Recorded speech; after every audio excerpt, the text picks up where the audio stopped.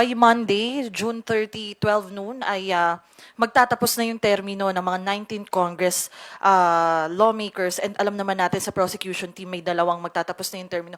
Paano lang po makakaapekto sa House prosecution team yung pagkakaroon na ng mga bagong kongresista, may mga dating kongresista na matatapos na ito?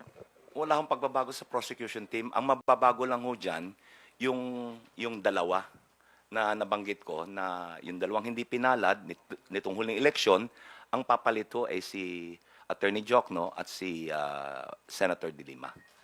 Otherwise, wala akong pagbabago. Pero uupo po sila kapag nagbalik session, nagkaroon na po ulit ng session? Paano po?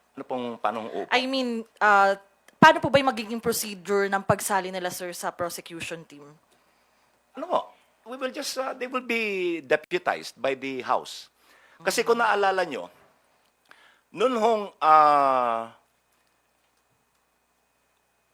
plenaryo na inaprubahan ng Kamara, nung plenary, yung articles of impeachment, itong nakabinbin ngayon, right after that, nag-election ho, inelect nila yung public prosecutors eh.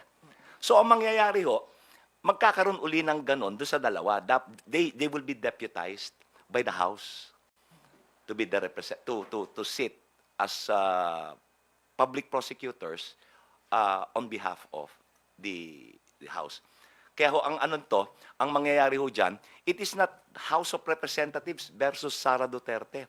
Ang title ho niyan, in re impeachment, the prosecution now will represent the people of the Philippines. People of the Philippines na ho. Not the House. Kasi yung House represents the people of the Philippines eh, di ho ba? So, yun ang mangyayari dyan. Thank you po. Okay, go ahead, Kat. Sorry sir, di ba po nagpa-resubmission ng entry of appearance? Yung dalawa po, magpapa-entry of appearance pa rin po ba sila? Kailangan ho.